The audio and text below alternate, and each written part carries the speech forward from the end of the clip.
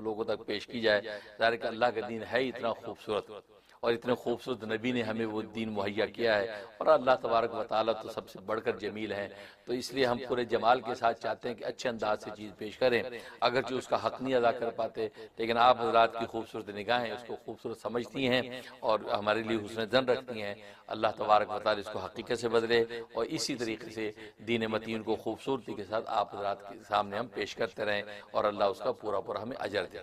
باقی سوال آپ نے بہت اچھا کیا، آسٹریلیا کے اندر جو آگ لگی اس حوالے سے جو صورتحال ہے، اصل میں ایک بنیادی نقطے کی بات یہ ہے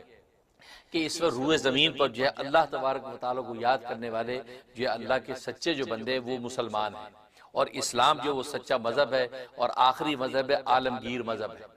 اس نے سارے مذاہب کو اپنی آغوش میں لے رکھا ہے، یہ تمام مذاہب حقہ کا جو ہے گویا کہ گلدستہ ہے۔ لہذا اسلام اور پھر اس اسلام کو فالو کرنے والے جو مسلمان ہیں سچے، ان کے ساتھ کوئی بھی اگر جو وہ بے اعتنائی کرے گا، اس کے پر ظلم ڈھائے گا، تو اللہ تبارک و تعالی یقیناً غضبناک ہوں گے، اللہ یقیناً غضبناک ہوں گے، کیونکہ ظاہر ہے کہ یہ تو تاریخ بھری پڑی ہے اور ایسے واقعات سے کہ جب اللہ کے پیاروں کے اوپر جو ہے کوئی ظلم ڈھائے جاتے ہیں تو اللہ تبارک و تعالی اپنے طریقے سے ضرور اس کا انتقام لیتے ہیں، کیونکہ اللہ تبارک و تعالی کا ایک نام ذو انتقام بھی ہے کہ اللہ تبارک و تعالی سخت انتقام لینے والے بھی ہیں۔ ہاں اللہ کی رحمت اس پر غالب ہے، لیکن جب یہ اللہ کے پیاروں کے ساتھ ظلم ڈھائے جاتے ہیں تو تاریخ انسانی تو بھری پڑی ہے کہ اللہ تبارک و تعالی پھر اس کا اپنے طریقے سے بدلہ لیتے ہیں، کہ جب وہ مسلمان آج کی دنیا میں مسلمان بیچارے اس قسم کا بدلہ لینے کی طاقت نہیں رکھتے،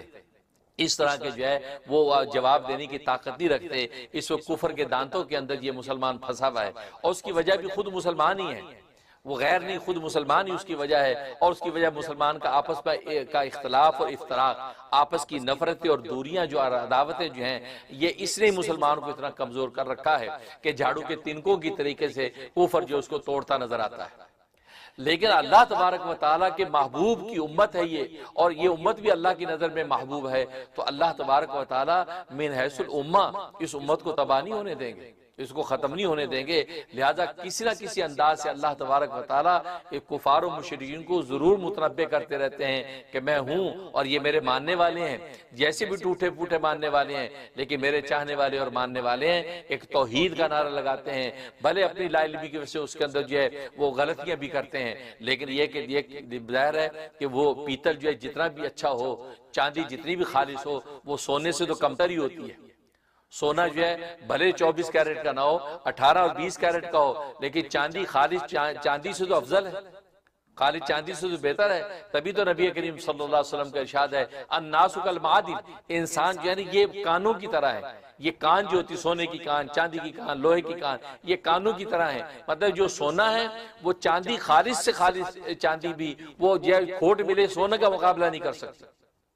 خالص سے خالص لوہا بھی وہ چاندی کھوٹ ملی جو ہے چاندی کا مقابلہ نہیں کر سکتا۔ تو گویا کہ مسلمان جو بمنزلہ سونے کے گولڈ کے ہیں اللہ تبارک و تعالی کی نظر میں، کیونکہ ظاہر ہے کہ نبی آخر الزمان سارے انبیاء کے مصدق ہیں، ساری انبیاء کو اپنی آغوش میں لے کے، اور بیت المقدس کے اندر جو قبلہ جو اول تھا اس مسلح پہ کھڑے ہو کے آپ نے سارے انبیاء کرام کو جو ہے نماز کروائی،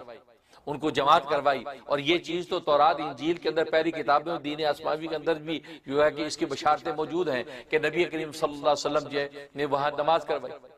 تو کہنے کا مقصد یہ کہ نبی کریم صلی اللہ علیہ وسلم سب کی کے مصدق بن کے آئے، اب مسلمانوں پر ظلم ڈھانے کا نتیجہ آج کفار و مشرکین ضرور کسی نہ کسی شکل میں بھگتتے ہیں،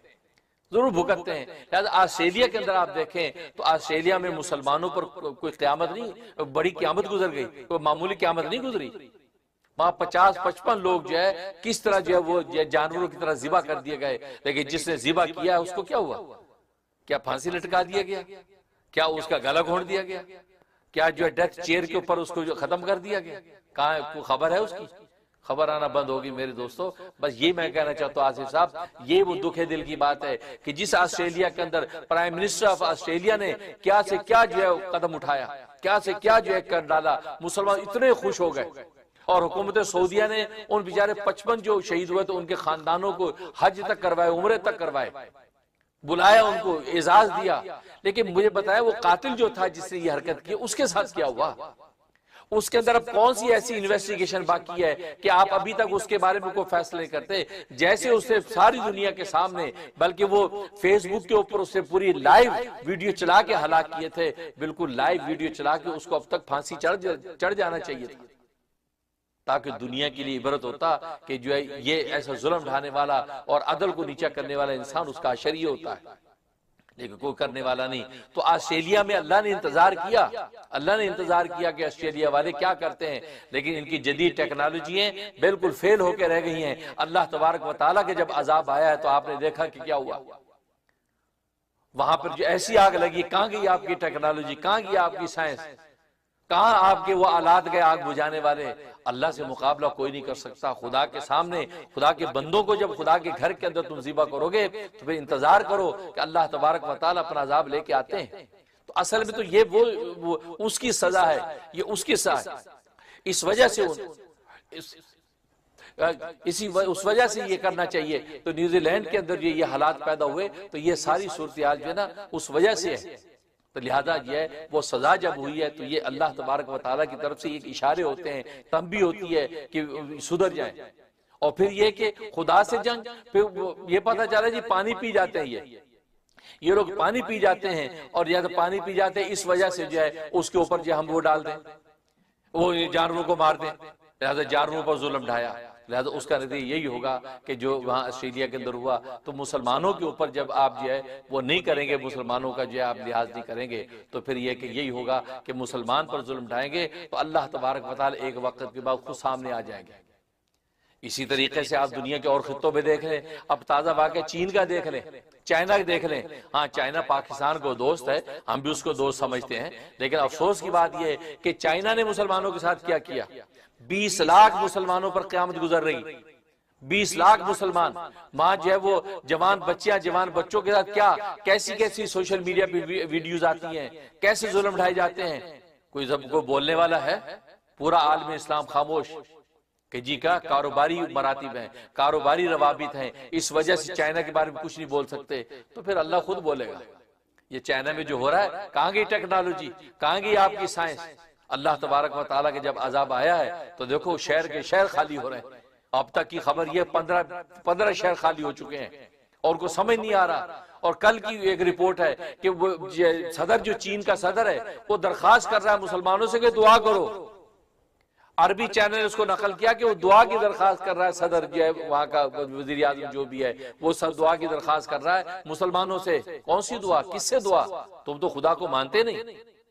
تم نے تو چین کی جو ہے مسجدوں کے اوپر چین کے جھنڈے لگا دیے، یہ کہہ کہ یہ چین کی پراپرٹی ہے۔